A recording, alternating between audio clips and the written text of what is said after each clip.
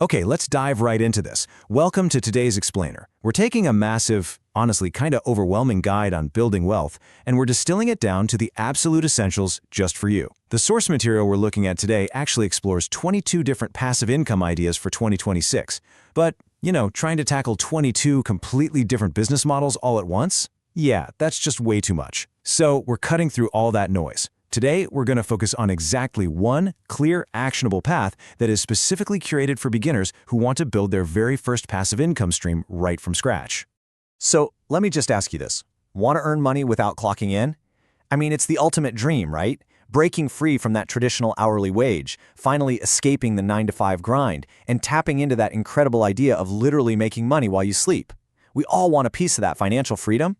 But okay, before we get totally carried away with visions of just sitting on a beach while our bank accounts magically grow on their own, we definitely need to set some realistic expectations.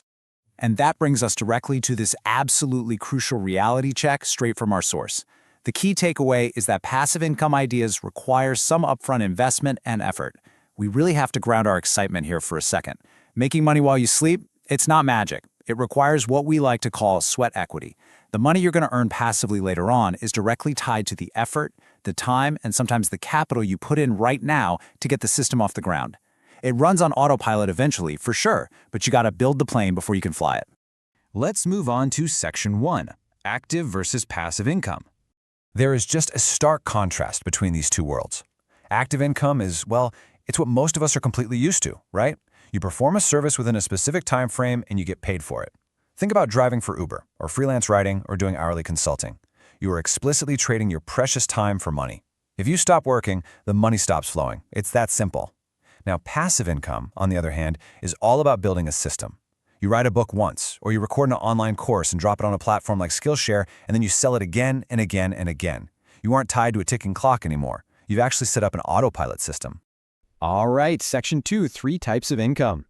The source actually breaks passive income down into 3 really distinct slices. First up, we've got investment-based income. This is basically where you use your existing money to make more money.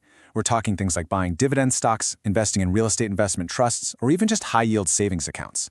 It's totally great, but it usually requires a pretty significant upfront cash investment. Next is asset sharing.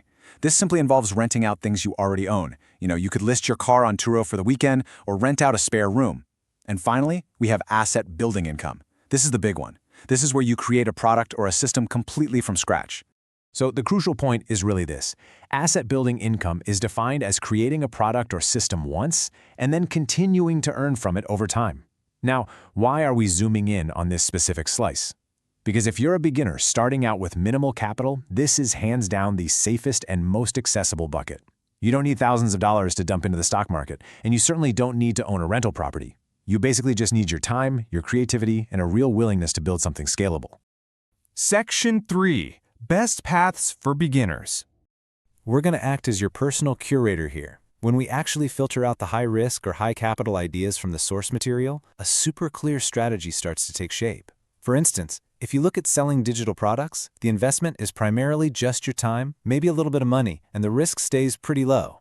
Affiliate marketing? That one's practically pure time with essentially zero financial risk. But then, look at print on demand. The upfront investment is literally just your time, and the financial risk is, again, zero. These are absolutely the lowest risk, highest potential paths that mostly just ask for your sweat equity, rather than draining your hard-earned savings account. Which leads us perfectly into Section 4, the print-on-demand strategy. I really want this number to just sink in for a second. 0. That is the exact amount of upfront financial risk and the exact amount of physical inventory required to start a print-on-demand business. No joke. You absolutely do not need to buy huge boxes of t-shirts and store them in your garage, living in this constant dread of tripping over unsold inventory every time you park your car. You literally don't pay for the product until a customer has already paid you for it. And this brilliantly illustrates how print-on-demand just shatters the traditional barriers to business entry. Think about it for a second. There's no upfront investment. There's no physical inventory to trip over, and you really don't need any sort of advanced tech skills to get started. But the absolute best part? Orders are fulfilled at the customer's purchase price. That means every single time an order rolls in, the print provider prints it, packages it, and ships it directly to your customer. You literally never even touch the product. You are just left with a pure profit margin. Once your designs are live, it really becomes a highly optimized passive system. But what can you actually sell, right? Well, the scale here is just incredible. Platforms like Printify offer over 1,300 customizable products. We aren't just talking about a basic, boring white t-shirt here. We're talking about hoodies, mugs, phone cases, home decor, you name it, it's probably there. The potential to find a super unique niche and build a whole brand around it is massive, and all of these products are just sitting there, literally waiting for your creative designs to be applied to them. All right, let's look at Section 5. Take your first step. Okay, so now that you have the theory down, here is the exact blueprint. This is what your sweat equity phase actually looks like in the real world. Step 1, create a free account on a platform like Printify. Step 2, design your product using their built-in creators, super easy. Step 3, connect your store to a platform like Shopify, Etsy, or TikTok Shop. Step 4, list your products online, and of course, set your profit margins. Step 5, promote your store to start attracting those very first customers. And finally, Step 6, earn passive income while the platform handles literally all the printing and shipping for you. It's a straightforward, completely logical sequence that really demystifies the whole process of starting an online business from scratch.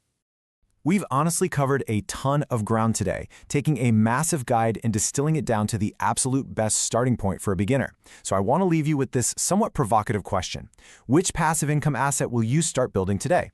You've got the roadmap right in front of you. You know the upfront effort that's required, and you know the exact path that carries zero financial risk. Really, the only thing left to do is to stop waiting, put in that sweat equity, and take your very first step towards actual financial freedom right now.